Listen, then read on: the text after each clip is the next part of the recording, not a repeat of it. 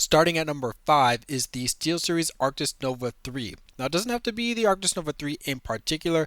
Pretty much every SteelSeries headset mic sounds the same. In particular, the Arctis Nova lineup, I've tested them on this channel, the Arctis Nova 1, 3, 7, Nova Pro.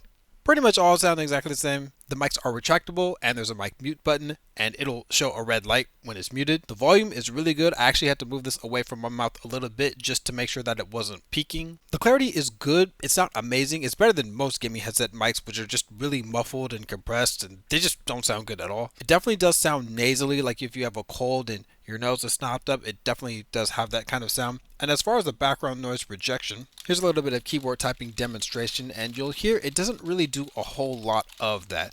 Now, with these tests, these demonstrations, I'm not going to be using any software to alter them because you can make all of these mics sound a lot better if you use software, if you use a noise reduction filter, or if you change the EQ a little bit. But the mics themselves, this is what they're going to sound like if you play on console or if you're just plugging them in, you don't want to deal with any bloated software.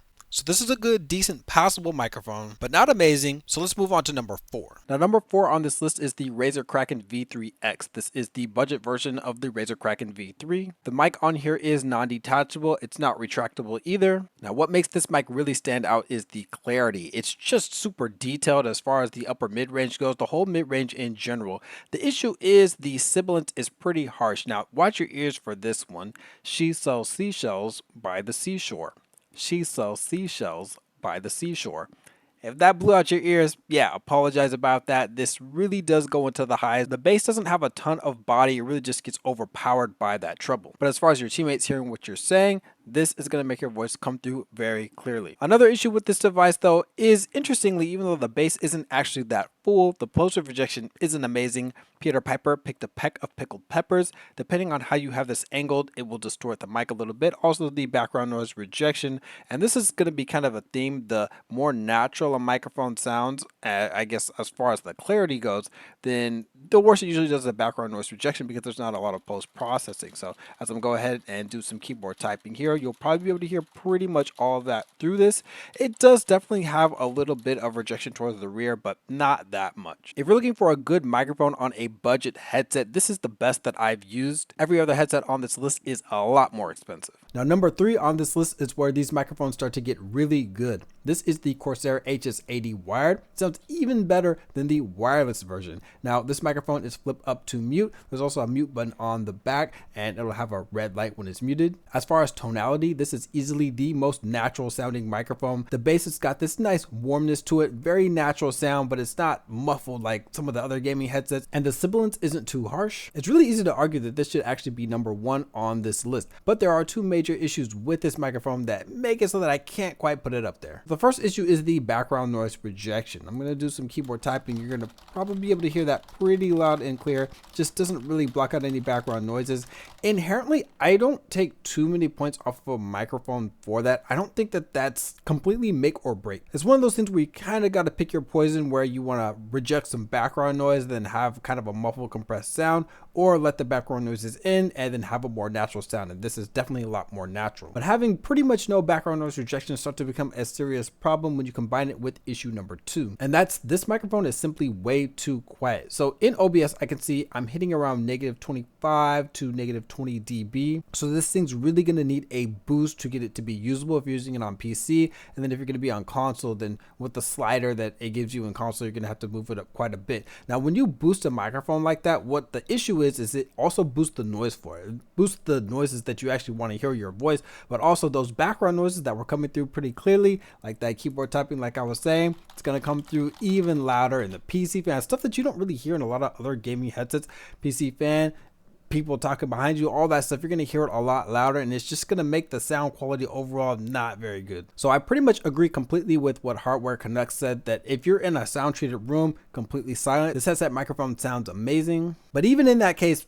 it is still too quiet. So definitely top 3 gaming headset mic. Corsair did an excellent job with this one. At number 2, this is the HyperX Cloud 3. Absolutely amazing microphone, pretty much ticks all the boxes, not too sibilant, plosive rejection is decent. Also, we'll go ahead and do some background noise rejection tests. It's not amazing, but also doesn't have a ton of compression, and it's not really actively blocking it out. So if you want to use a noise reduction filter, you can, but it's not absolutely necessary. This is overall pretty natural sound. I think the clarity is really good. The main thing is it kind of does that same thing that the SteelSeries does, except it's really a lot more toned down, where it is a little bit nasally. It just doesn't have quite that level of body without being a little bit muffled, and the sibilance as far as the highs go, just a little bit too much emphasis up there. Now this microphone is detachable and it has a red light if you mute it, even if you're using this 3.5 millimeter, because this does come with a few different connection options. It is wired only, at least this version, but you can use it USB, USB Type C, USB Type A, or 3.5 millimeter. The microphone has good flexion. You can kind of move it out and it holds its shape wherever you put it. So overall, this microphone just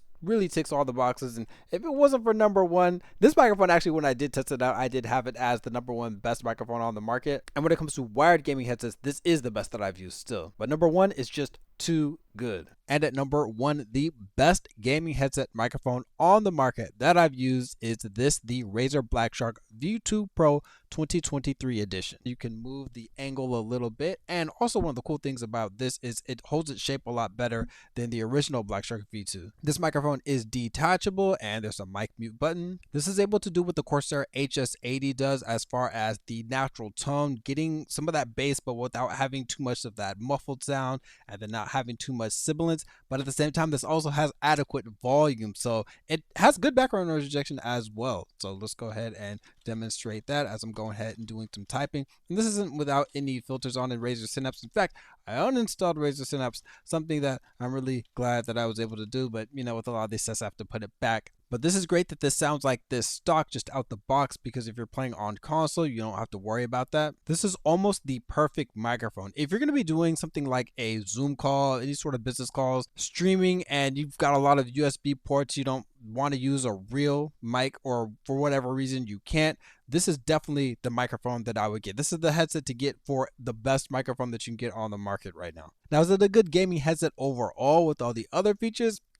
Honestly, the only headset that I'd actually recommend of these five when it comes to the full package is the HyperX Cloud 3. That did hit number 5 on my best gaming headsets list. These really just get them for the microphones alone. If you're getting them for the sound quality, the comfort, stuff like that, I think there are a lot better options. But the Cloud 3, that thing is actually really good when it comes to the comfort, sound quality, stuff like that. But just for the microphone, the Razer Blackshark V2 Pro 2023 is dominant right now.